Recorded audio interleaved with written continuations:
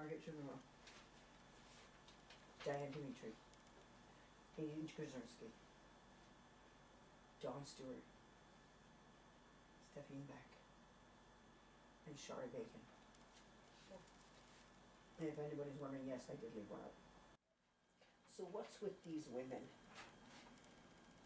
Who gives men a right to take their lives? Nobody gives it, it's taken. It's abuse. It's a taken right. Cassey Cichocki's mother is a really good friend of mine.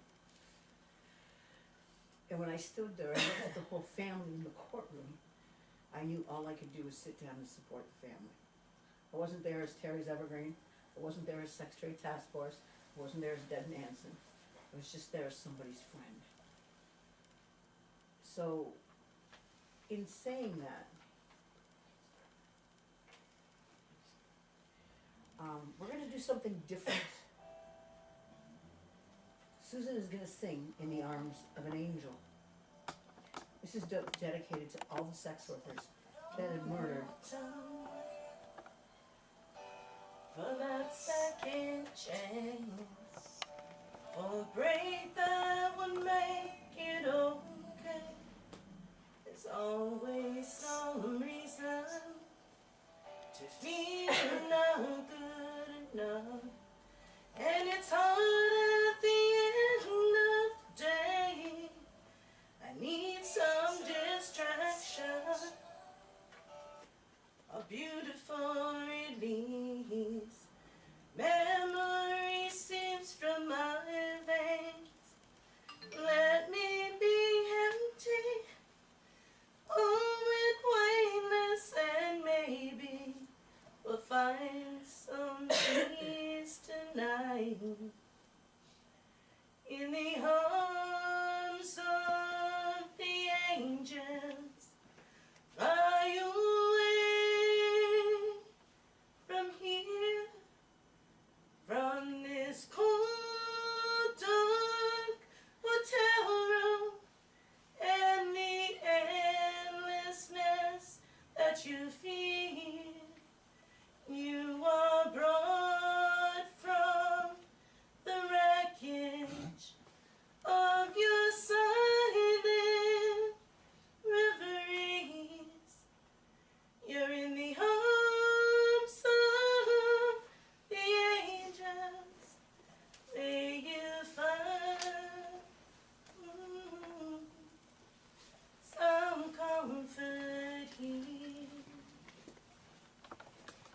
So tired of this straight line, and everywhere you turn, there's launches and thieves at your back. The storm keeps on twisting. You keep on building your lights that you made up the road that you bled. Don't make no difference. Escape one last time. It's easier to believe in this sweet madness, all the glory and sadness that brings you to your ease. In the arms of the angel, fly away from here, from this cold, dark hotel room, and the endlessness that you feel. You are pulled from the wreckage of your silent reveries. You're in the arms of the angels. May you find some comfort here.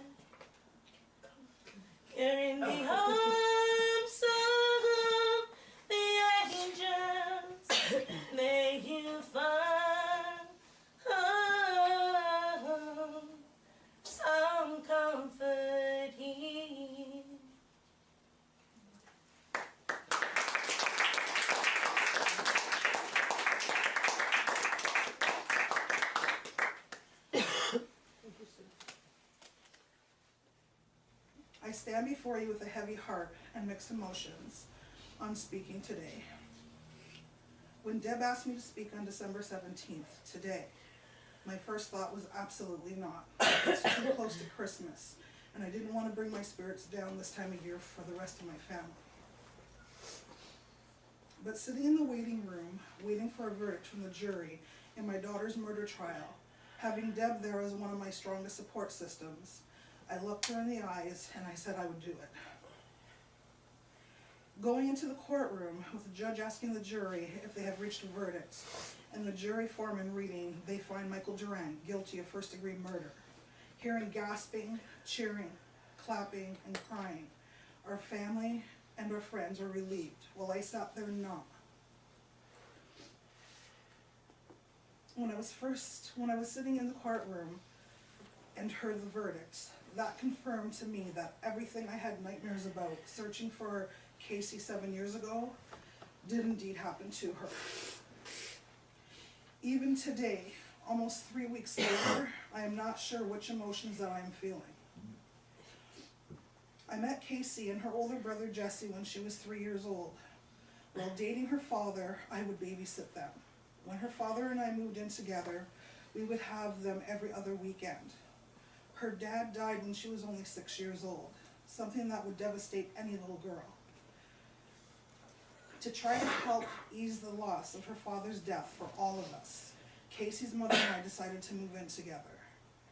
There came a time about 6 to 8 months later when I moved out on my own with my 2 girls, but still kept my relationship with Cassey and Jesse, taking them every other weekend because of my desire for them to continue a strong sibling relationship. Cassey had such a love and adoration for her baby sisters. In her young teen years, Cassey and my relationship became stronger, and her and her brother were staying with me more due to their mother falling into an addiction.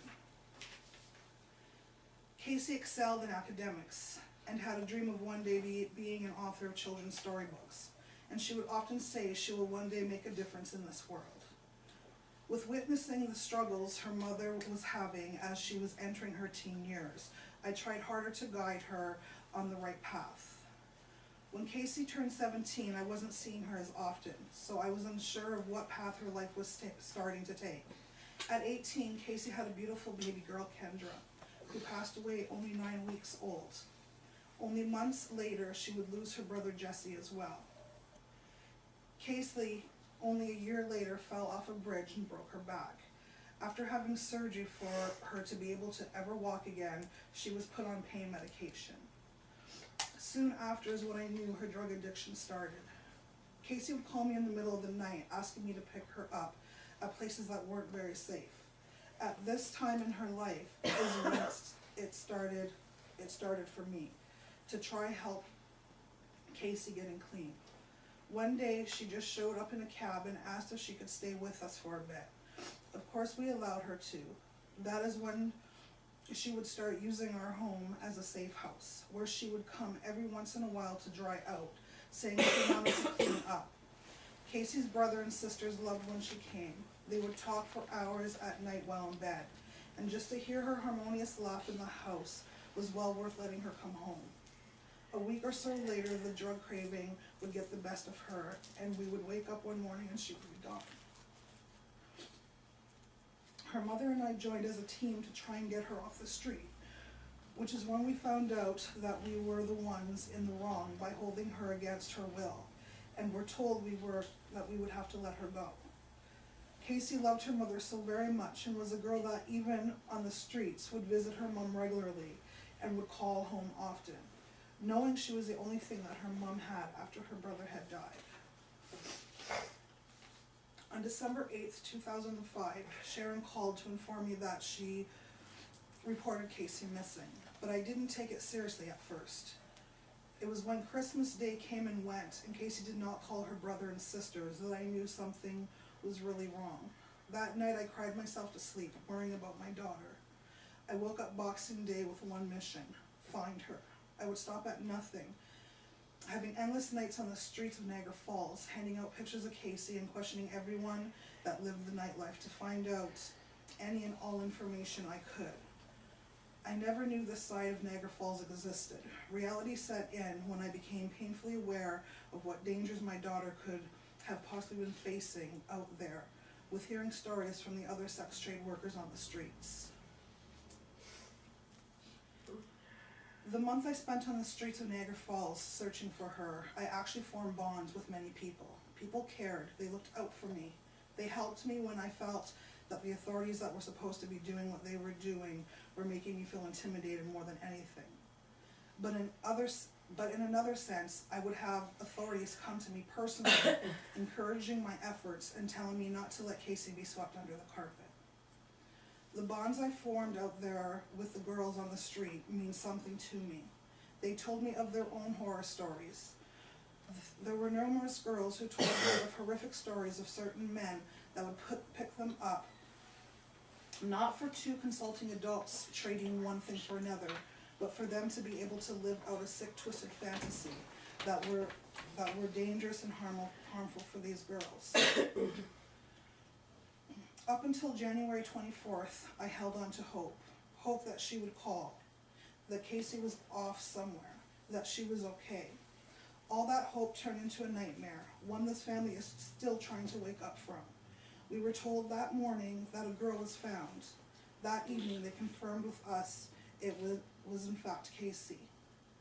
When asked to see my daughter, they said that it was impossible because she wouldn't be recognizable, because she was beaten beyond recognition.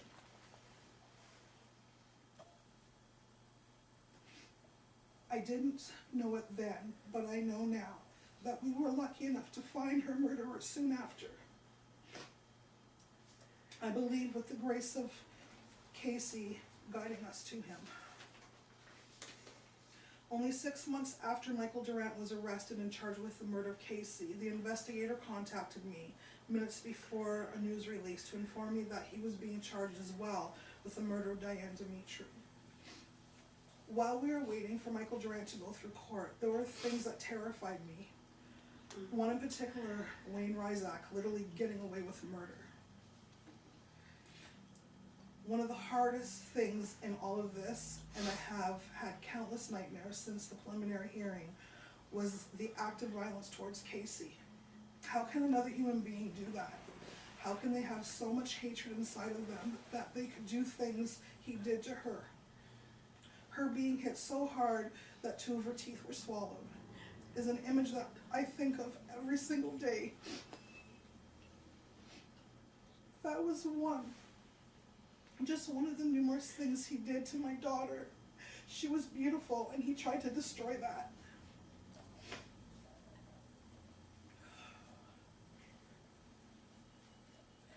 Cassey, you did make a difference, baby girl. Now a murderer is brought to justice and can harm no one else.